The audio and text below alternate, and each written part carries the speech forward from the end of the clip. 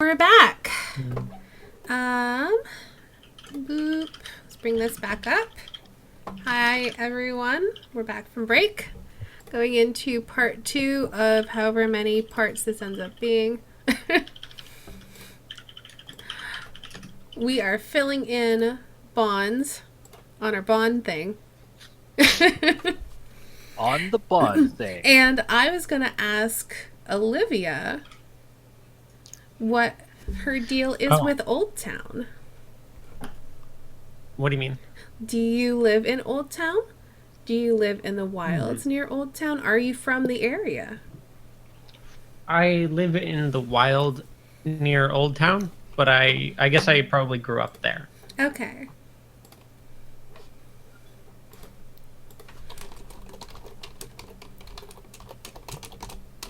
So you grew up in Oldtown, but then you moved into the wilds? What made you want to leave civilization? Well, Olivia is transgender like me, so when she came out, she got kicked out. And that's rather sad. than be homeless in the city, she decided to live in the wild. So a bit of And a it tragic worked out well. Well, bit of a tragic I mean, backstory, but she sort of became tragic. awesome. Yeah. Okay, so she was not accepted and kicked out. So she moved into the wilds.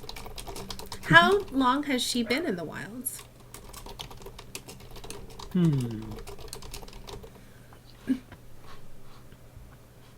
5 years. We'll say that she Let me is go into 23.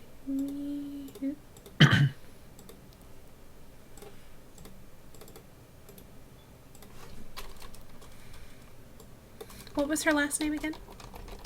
Beck. There. Now you actually have a name on the overlay. And then... Okay. And then you also named your animal companion Red. Okay. Dux, what is your character's name again?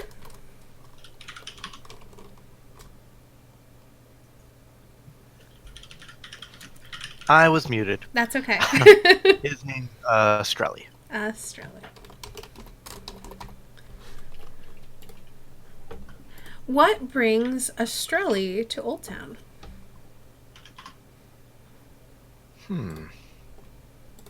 That's a good question. Let's see. He was recently reunited with Zed, and let's see.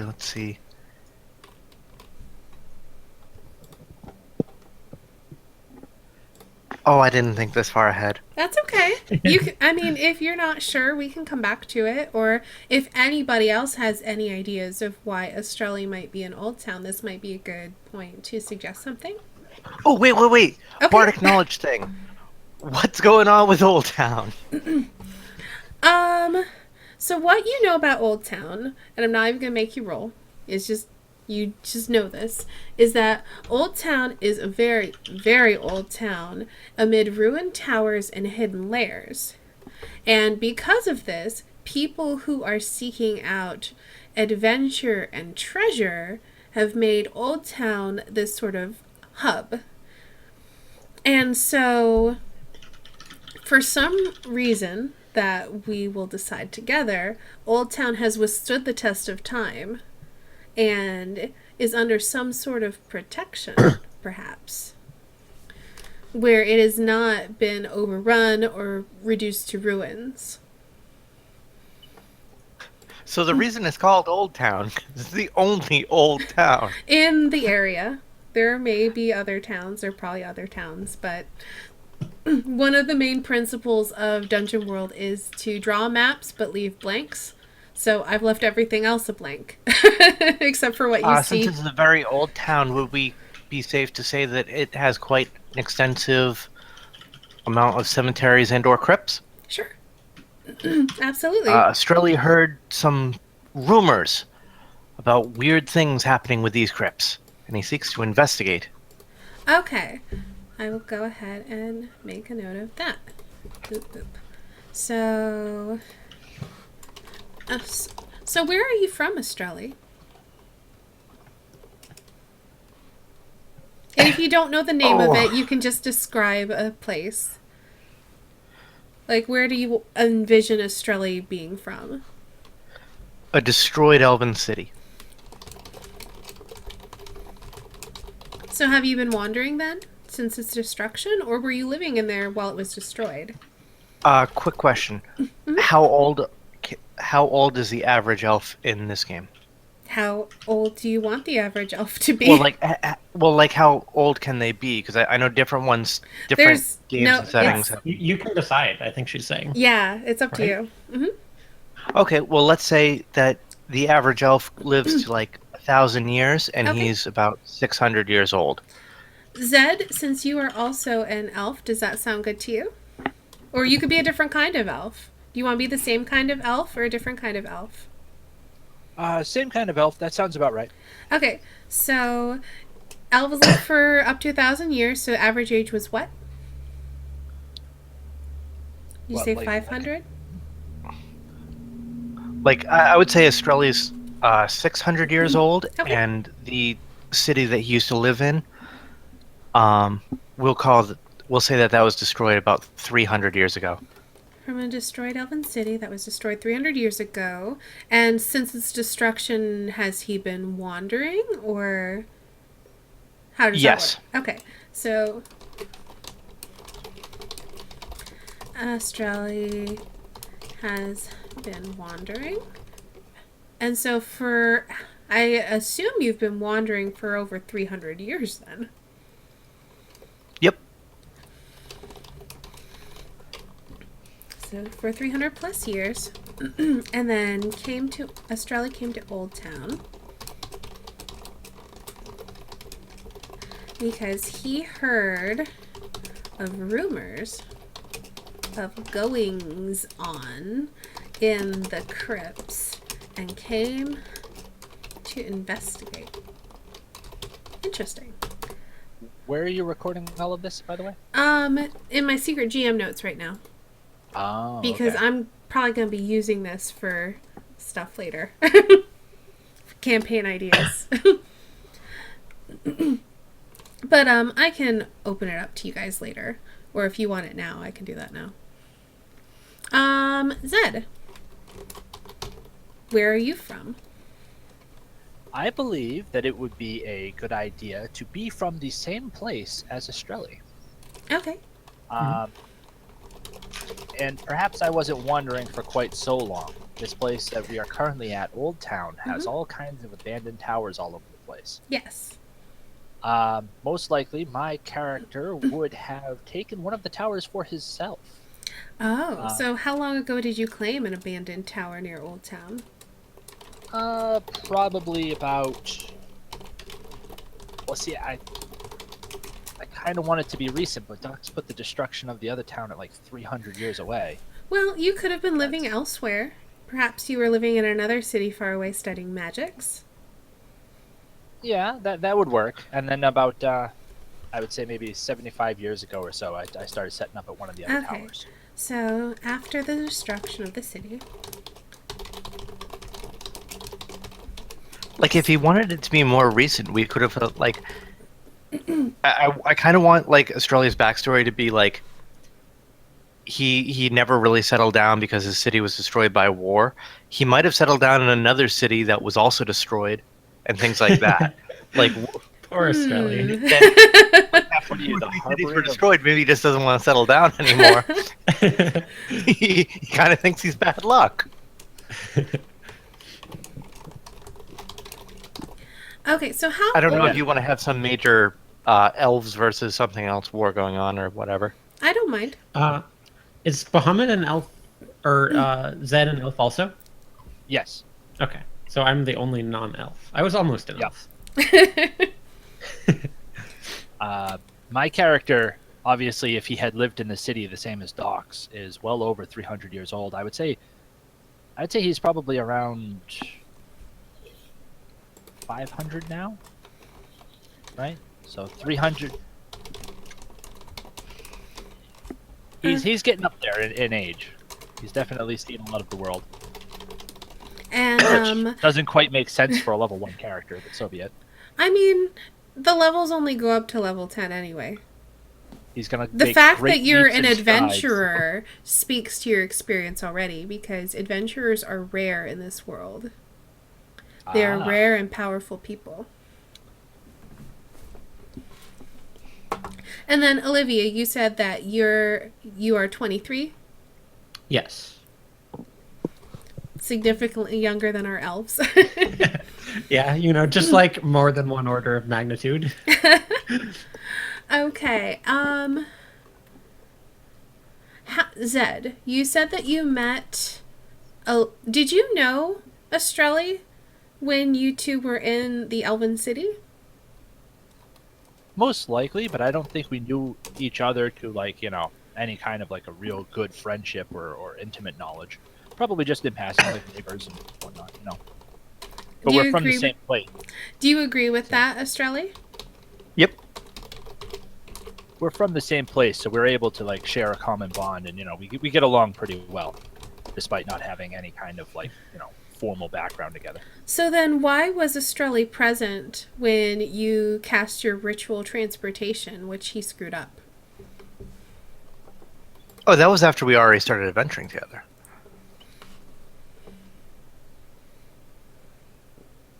Because that was very, very recent. That was very Well, recent.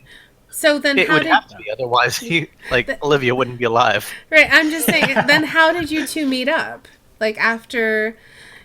Basically, what you're telling me is that this elven city existed and it was destroyed, and then you went your separate ways, but then you... And then we came across each other, and we remembered each other from the old city. We shared stories and stuff and started adventure together. Yeah, So I've been staying at Oldtown for over 75 years now. That's true. And in a tower, which may or may not have some kind of defense mechanism to help protect Oldtown, which is probably why I was looking into it in the first place. Okay. Most likely trying to find out what kind of magics were protecting the city and learn from them. And I took one of the towers for my own as like a home base. And most likely Estrelli was coming to see said tower and ended up finding me in it. That is fair enough. So, Olivia, why do you travel with these two elves? Well, one of them ended up appearing in front of you in the forest. Yeah. At least very close nearby. Mm-hmm.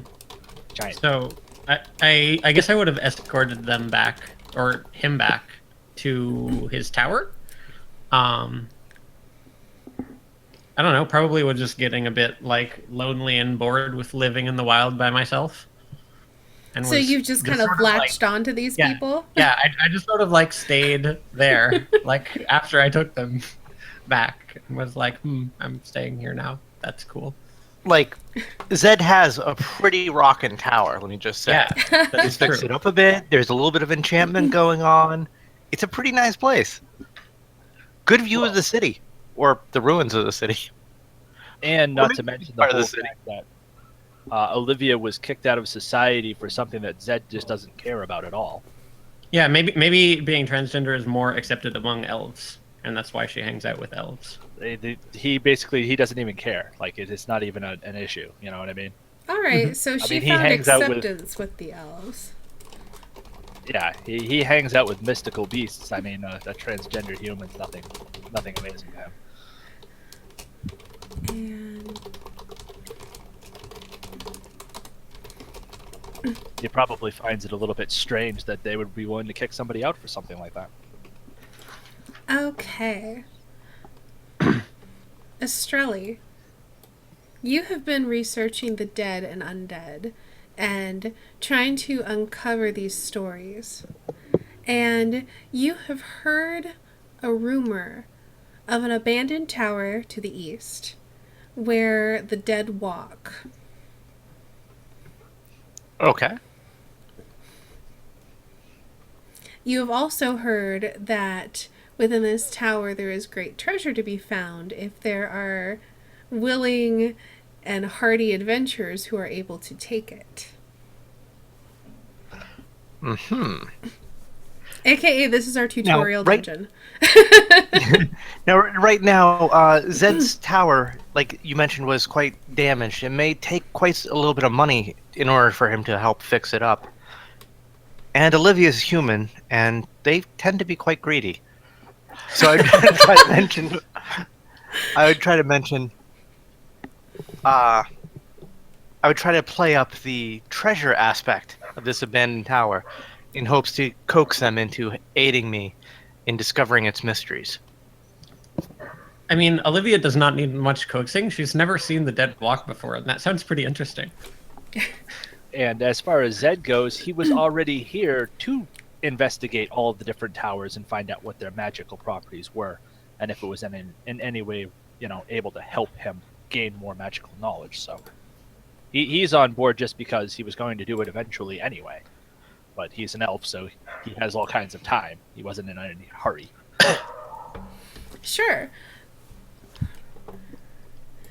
Yeah, I put pictures of Red in the chat, just FYI. The chat of Twitch. Twitch They're chat. a snow leopard who is lost. Just a simple mention.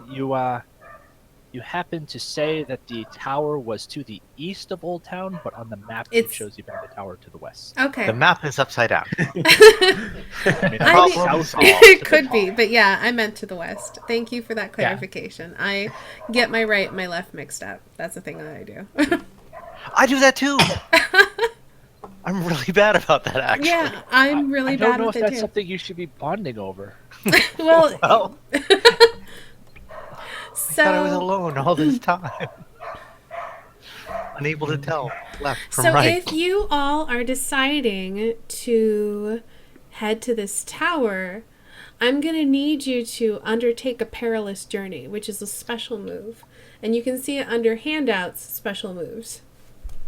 When you travel through hostile territory, choose one member of each of the party to act as trailblazer, one to act as scout, and one to be quartermaster. Each character with a job to do will roll plus their wisdom modifier. On a 10 plus, the quartermaster reduces the number of rations required by 1. The trailblazer reduces the amount of time it takes to reach your destination. That's my decision on how much. And the scout will spot any trouble quick enough to let you get the drop on it.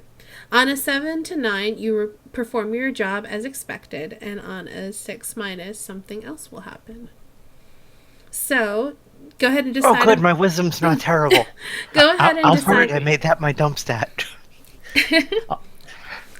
I'll probably be the scout. That makes sense. Yeah, I was thinking you were most suited to being a scout. Yeah. My animal companion is trained in searching. Can that apply to searching for threats to the party as we walk through the forest? And then we work together on that? I will let you take +1 to your roll. If you're okay, because like I normally have a thing. I normally have I have an ability for when my companion helps me.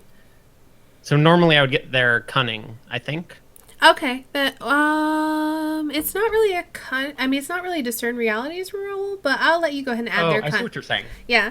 But I will go ahead and let you add their cunning to your roll because that makes sense. So yeah. Okay. You will be able to add their cunning to your roll for scouting. So we still need a quartermaster and a trailblazer. My character dragged them into all of this, so I think he would be the trailblazer. Okay. And that means that the Wizard of the First Order is reduced to making meals, using his fiery techniques just to cook. You do a good job of it, though. I've never seen anyone flambe like you. He just snaps his fingers and just the meal bursts into flames, and then hopefully cools off again. Oh, no. Okay, so each of you will roll plus your wisdom. And the way that you roll is you roll 2d6 plus the modifier. And then Hazel, as Olivia, using red, 10. you will roll an extra +2.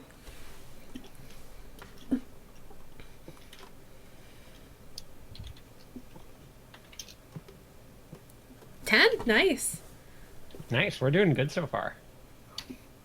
Wow. We're doing really good so far. You guys are ready for adventure. Like we just like run there and we just like eat some like lampas bread or something. Those rolls, wow. I mean, Docs did say Zed was good at what he does. So, you will each consume one ration. So you mark down one ration, though I believe Olivia has a special human move. It's when I'm in a dungeon or in a city. Does on the way to a dungeon count? From a city? No, I don't believe so. Okay. You're in the wilderness. So you'll each consume one ration. The quartermaster was able to stretch that out because it took you about, well, it would normally have taken you 2 days to get there, but I found a shortcut. because of Estrelli's keen eyes, he was able to find a shortcut through the foothills and get you there half a day faster. And Olivia and Red were able to sneak you all past any danger, so you come there unscathed. So you arrive at this tower, and it's not especially tall. From the outside, it looks like there are perhaps 5 stories to it, but there's also, like, the entrance has kind of, like, there's the tower, and then in front of that, there's, like, a set of small buildings that looks like it's some sort of entryway. The door's closed, but the wood looks very rotted and like it has not been used in some time. What do you do? I would like to first do a bardic knowledge check to know about this important place. Okay, so for bardic knowledge, you can ask me one question. What is this tower famous for?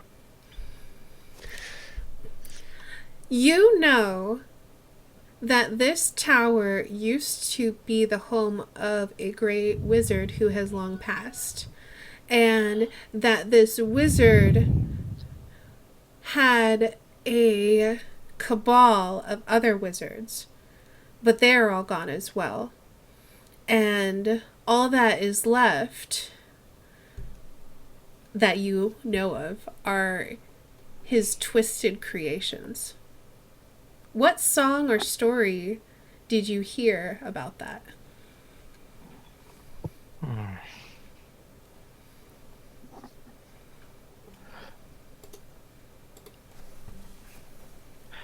The Rising of the Black Cabal. And was that a song? In D minor. Oh, it's a song. Okay.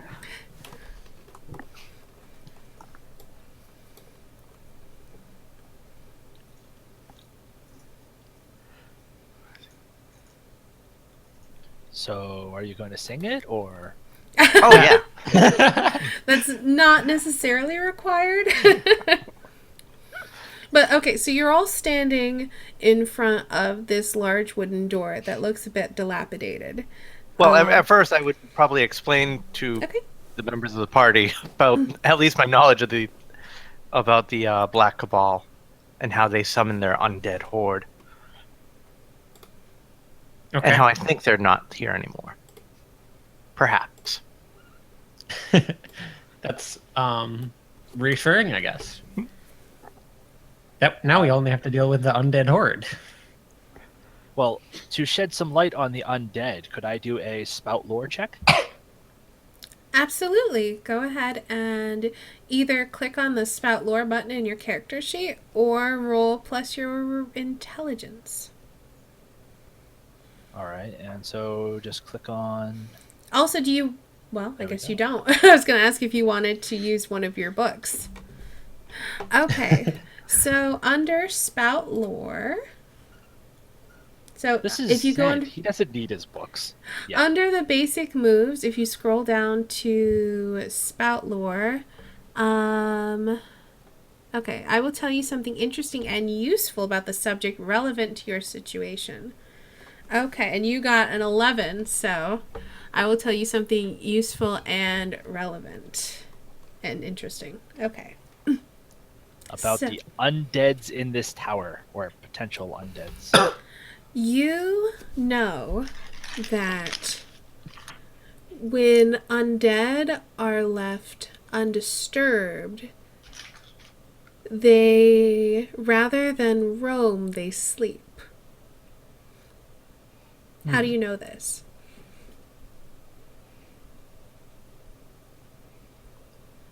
He's stumbled his way through a graveyard before. No, I actually probably found a few undead in the tower that I had claimed for myself, and realized that they were all just laying dormant on the ground instead of actually like wandering through the halls as I was expecting. That explains why not too many other people reclaim the towers.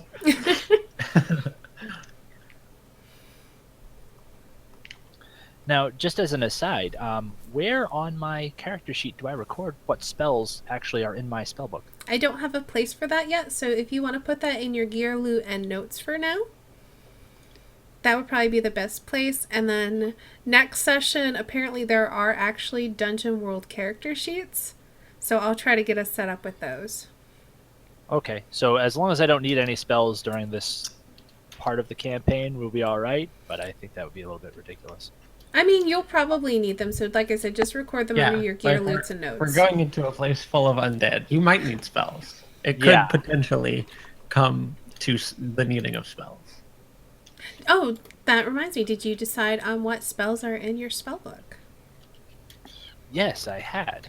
Let's go ahead and go. That was a long time ago. Well, I forgot to ask you. I'm sorry. So what spells are in your spellbook? All right, I get 3 of them, I believe, right? Yes, I believe so. Yes. And then all of your cantrips. Yeah, Detect Magic was already part of it. Yeah, because Detect Magic is a cantrip for you. Yeah, I believe I wanted Charm Person, Invisibility,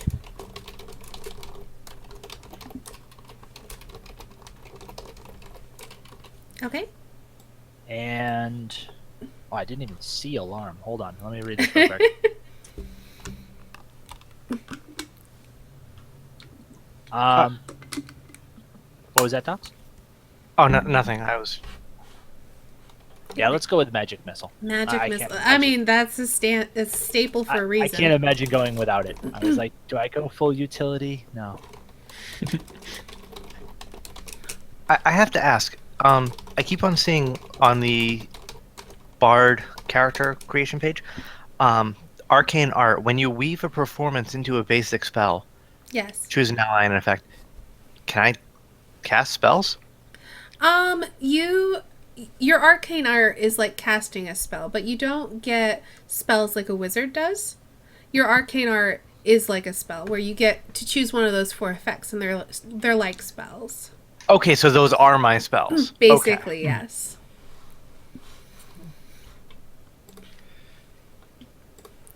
Okay, so you're all standing in front of this tower, in front of this dilapidated door leading into some sort of entry area.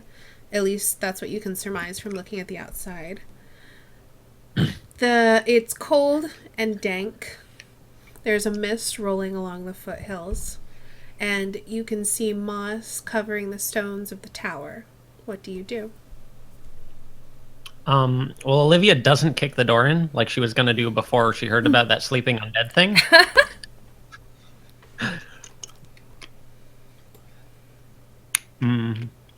By the way, did you record those 3 spells that I had mentioned underneath the spellbook location of the gear, loots, and notes? Yes. Oh, there they are. They just popped into place. Yeah, I didn't save it yet. I was going to look up cantrips while you guys were deciding what to do, and then list those as well for you. Thank you very much. But at least I have those 3. That's useful. I mean, I guess I'll open the door. That seems like a good first step. Okay. Does it open inwards or outwards? It opens inwards. Okay.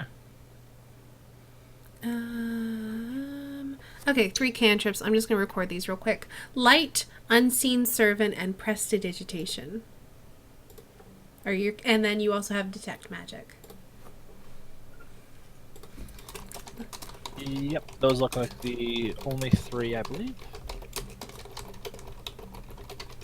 And so now I am assuming that it is dark inside. It is very dark inside. There is light that spills in from the door that Olivia opened. And you can see the rotted tatters of a rug in the center of a largely square room. But right, the edges of the room are shrouded in darkness. All right, I want to cast light on my staff. Okay. I have to double check. Do you have to roll for cantrips or do you just get to cast them? I think you have to roll. But maybe let me double check.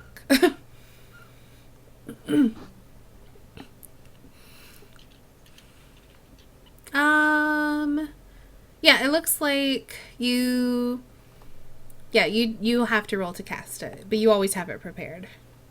So go ahead and roll plus your intelligence to cast a spell. Unless it ends up being forgotten. Exactly. It's possible to forget a cantrip. All right. Is there an easy button to hit for that? I haven't made the buttons yet, so just roll 2d6 plus 2, I believe, for you. Okay, will do.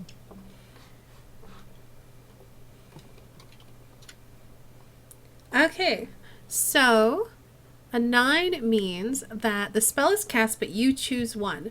You draw unwelcome attention or put yourself in a spot. The spell disturbs the fabric of reality as it's cast. You take -1 ongoing to cast a spell until the next time you prepare spells, which will be tomorrow. Well, I guess... I think it'll take an hour to prepare spells again, so... Right, and an uninterrupted hour. Yes. In quiet concentration. Or after it is cast, the spell is forgotten. You cannot cast the spell again until you prepare spells. Well, I feel that light is going to be a very handy spell, so I choose to draw unwelcome attention to myself on the spot. Okay. Wonderful. Yep. Hey, I wanted to know if anyone was in here. This will let us know if anyone is in here. So, Zed, what does it look like when you cast a spell, Zed? I just murmur over the end of the staff. Arcane symbols glow where my hand passes, like I'm making a circular motion over the top of the staff. And as my hand goes, it creates like a magic circle in the air. And then one final touch in the center of the circle illuminates the tip of my staff as a torch. And what color is the light that it casts? It looks like there is a blue flame coming out of the top of my staff. Okay. So, Zed holds up his staff, illuminating the room in slightly blue-tinged light. And as you hold up the staff to get a better look around the room, you hear a grunting sound coming from your left. And as you look left and hold up the light, you can see a broken doorway.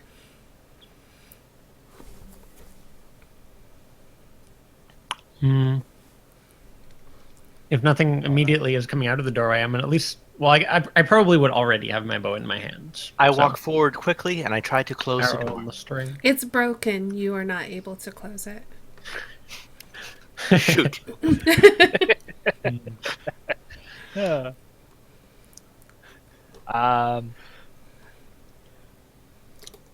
Yeah, well, we know that there is something on the other side of the door, but we don't know what it is. What's in the room again? Ready? I stand in the doorway and take a look. Sorry, you do what now? Stand in the doorway, rapier at the ready. Okay. So what all is in the room with us? Okay, so now that you have more light, you can see that the center of the room is dominated by a decrepit and moldy rug that is mostly in tatters and pieces. There are... It's like almost like an antechamber where there are 4 directions on either side to go. Straight ahead of you, straight across from the exit, there is another door, but it is closed. To your left, there is a door, which is broken, so it's not closed and does not serve as really any kind of barrier. I mean, a slight barrier, but there's no partial cover in this game, so. And then to your right, there's like a smaller doorway, or is more like an archway that leads into a hallway, but the light does not extend far enough for you to see what is down there. In this room, there are also some shelves, but everything on it is covered in a thick layer of dust, cobwebs, and there are broken flasks, some moldy food, chipped pottery, and there are like everything is in ruins. You see rubble all around you.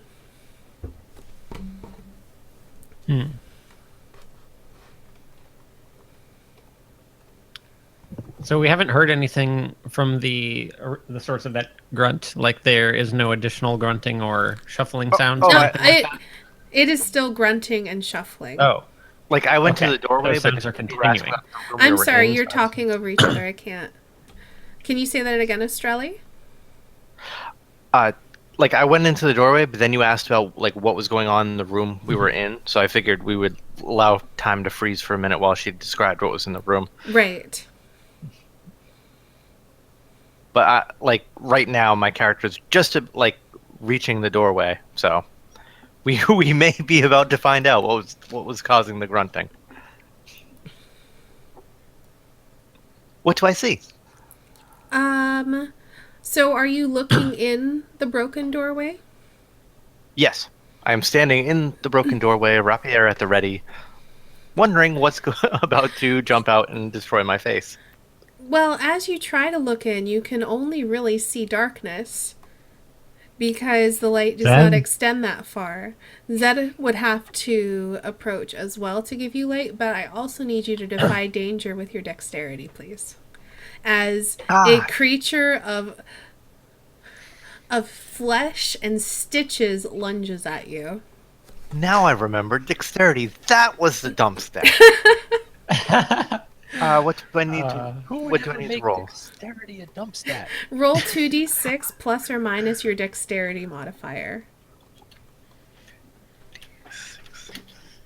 Also, this is one of the few times that I've actually used my microphone in Roll20. Is it coming through loudly? Yeah, it sounds good. Okay, so that's a fail, so go ahead and mark XP. You can find that on your character sheet under attributes and abilities, and under XP where there's a 0, put a 1. Yay, first XP. Wait, I gain XP for failing? Yeah, I'm that's going to be amazing. It's a major tenet of this game, and it's awesome. Okay, so what you all see is this pinkish reddish creature with bulbous flesh, and it is covered in stitches. It stands probably about 8 feet tall and does not look like it is made of all the same person or even all the same creature. It bursts through the doorway and it reaches for Atticus. And Atticus... Estrelli, this game. So I'm sorry. Reaches for Estrelli. It's your fault for making a very similar character name. Reaches for Estrelli. And Estrelli tries to duck out of the way, but is not able to do so quickly enough. And the creature wraps its hands around Estrelli's shoulders and bends down, and its wicked wide mouth opens, revealing very sharp teeth, and it bends down and bites him. I need you to roll 1d6 plus 2 and take that damage minus your armor.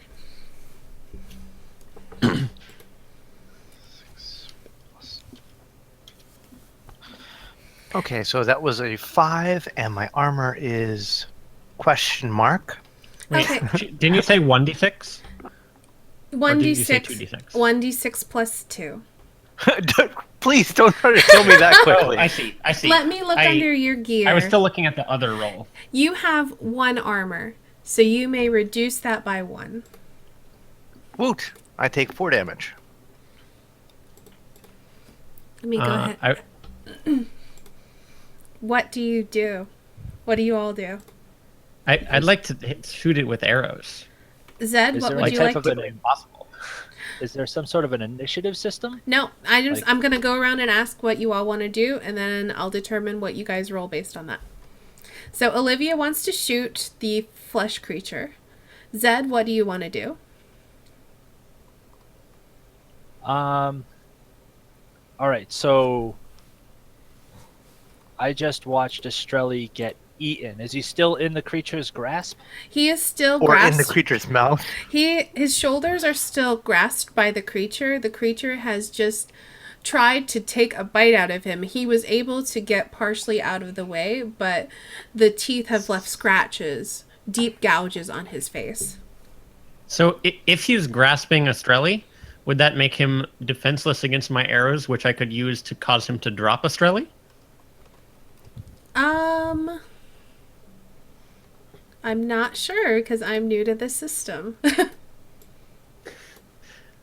And depending on whether or not It'll Estrelli depend can on get how well free. you roll, Olivia. Like the idea is, can I use my called shot, or yeah, would it just be a matter of using my regular roll? I will let you use Like a your regular called. volley. I will let you use your called shot in this situation because the creature is stationary and not paying you any attention. Okay. So we're going to shoot it in the arms to try and get it to drop. Estrelli. Yeah, Estrelli. Okay. Zed, what are you going to try to do? depending on the outcome of whether or not Estrelli gets free. Oh, do you want to let Olivia act first then? Yeah. Okay. And then Estrelli, was there anything you wanted to do, or do you want to wait to see if Olivia is able to free you? I still had my rapier in hand. If he, so I would say probably like what he would do is, especially if he was right up against the creature, he would just aim his rapier up at the creature's chest and just try to push the rapier into his heart. Okay. So, Estrelli, I need you to make a hack and slash. You could, because your rapier is precise, you can choose to either use your strength or your dexterity for that roll. So do I want a +2 for strength or a -1 for dex? Oh, I think I'll go choices. with the strength. And then, Olivia, I will let you use your called shot. Okay. So you both I'm act going at the to- same time. Oh, wow. There's already a macro for it. That's nice. Okay. But the and, macro assumes strength, so that's why I was telling. And then, And red is what we're doing here is red's trying to grab one arm and I'm trying to shoot the other arm with an arrow okay. to cause simultaneous arm releasing. Okay. I only have +1 for dexterity. Wow, that was ahead. not what we're looking for. Wow. Olivia, mark XP. Yay! I need to look up hack and slash real quick. I think this would be a version of volley rather than hack and slash. Not for you. I'm going to do Estrelli first, and then I will worry about your failure. So Now, I'm just... because Estrelli succeeded. Okay, so on a 7 to 9, you are able to deal your damage to the enemy, and the enemy makes an attack against you. Okay. So, but that doesn't mean you necessarily take damage. Because it just means I get to make a move against you that puts you in a worse position than you already are in. Which Wow, that's a pretty bad position. So, go ahead and deal your damage. So, just roll whatever your damage die is. Give me 1 second to find that. D6. Do I get anything further up here, or?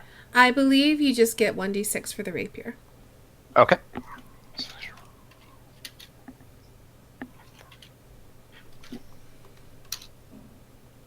Okay. I nick an artery.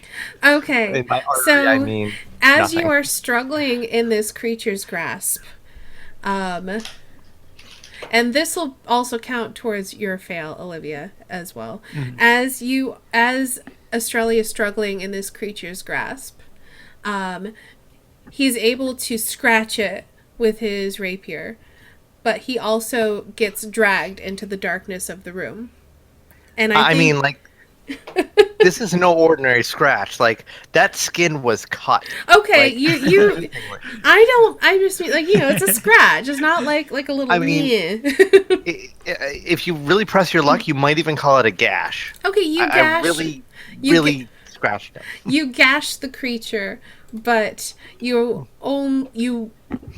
do not wound it enough that it drops you, and or barely notices. Olivia's attempts do not work, and Estrella is dragged into the darkness of the room. And on that, I think we should take our second break. Okay. Well, I'll go ahead and roll another character while we take this break. I think Red is probably also going into the darkness because Red is like latched onto the arm unhelpfully. Okay, that works. Yeah, there was a giant panther somewhere. So yes, Red and Estrella are dragged into the darkness of the room. So we are going to go ahead and go to break again. Thanks to everyone who's tuning in.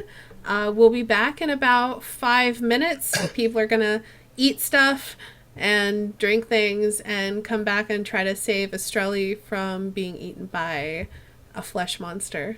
So stick around.